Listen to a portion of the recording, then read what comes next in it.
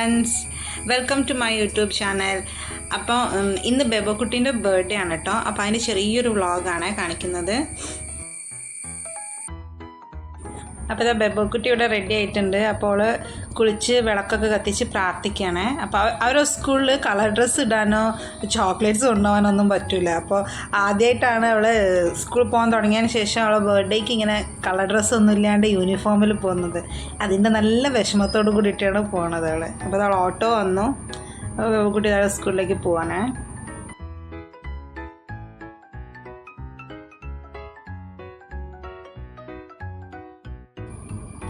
അപ്പോൾ ഇതാ അച്ചുക്കുട്ടി ഇവിടെ ചെറുതായിട്ട് അവിടെ ഡെക്കറേഷൻ ചെയ്യാനുള്ള ഇതിലാട്ടോ.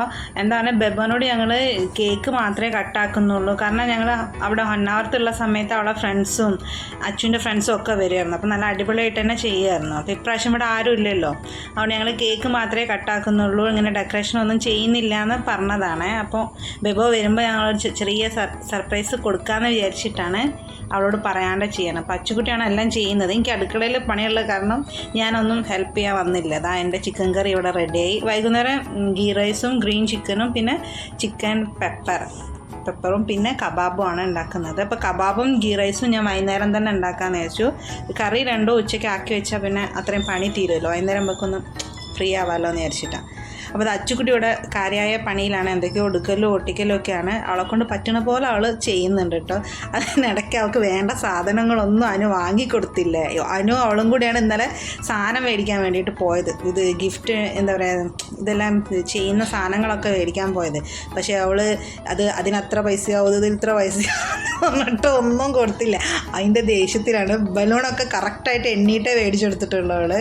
അതുകൊണ്ട് തന്നെ ബലൂൺ വീർപ്പിക്കുമ്പോൾ പൊട്ടുമ്പോൾ അനുവിനെയും ചീത്ത പറഞ്ഞുകൊണ്ടാണ് അവൾ ഓരോ പണിയും ചെയ്യുന്നുണ്ടായിരുന്നു അവിടെ.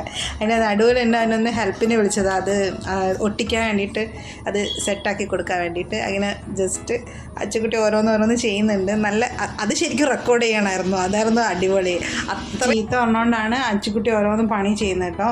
അതിനിടയ്ക്ക് അച്ഛൻ്റെ ഓരോ എക്സ്പ്രഷൻസ് ഉണ്ട്, ബലൂൺ പൊട്ടുമ്പോൾ ഒക്കെ ദേഷ്യം പിടിച്ച്, അതൊക്കെ കാണാൻ നല്ല രസമുണ്ടായിരുന്നു.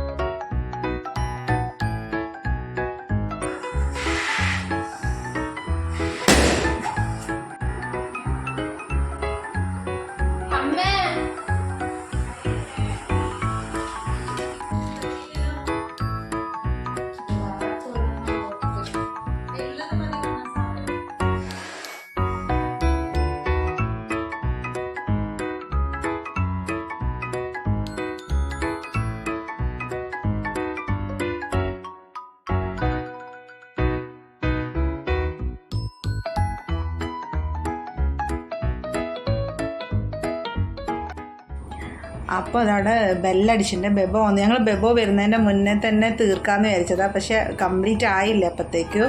അപ്പോൾ ഇതാ ബെബോ വന്നു. ബെബോ ഇതാ നല്ല സന്തോഷമായി അവൾക്കത് കണ്ടപ്പോൾ. അവളെ നോക്കി അവളെ ഫേസ് കണ്ടാൽ നല്ല സന്തോഷമായി അവൾക്ക്. പിന്നെ അതാ ഫുള്ള് പണിയായി, അവളെല്ലാം ക്ലിയർ ആക്കിട്ടോ. അച്ചുകുട്ടിയെല്ലാം സെറ്റാക്കി. അപ്പോൾ ഒരു 4 ആളും കൂടി ഫോട്ടോസൊക്കെ എടുക്കുകയാണ്. കുറേ ഫോട്ടോസും ഒക്കെ എടുക്കുന്നുണ്ട് അവർ. അതൊന്ന് എൻ്റെ ഫ്രണ്ടിൻ്റെ മോളാണ്. അപ്പോൾ അവൾ ഇവിടെ ഉടുപ്പി തന്നെയാണ് പഠിക്കുന്നത്.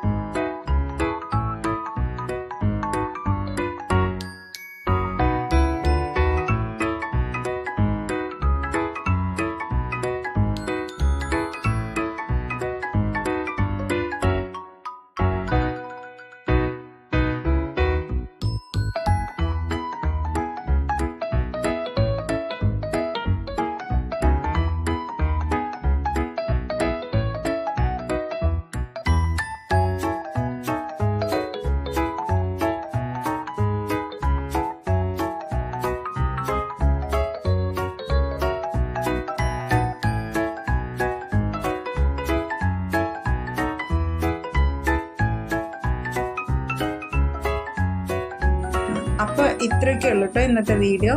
അപ്പോൾ എല്ലാവർക്കും ഈ ചെറിയ വീഡിയോ ഇഷ്ടമായിട്ടുണ്ടെങ്കിൽ ലൈക്ക് ചെയ്യുക, ഷെയർ ചെയ്യുക, സബ്സ്ക്രൈബ് ചെയ്യുക, കമൻറ്റും കൂടി ഇടുക കേട്ടോ. Thank you.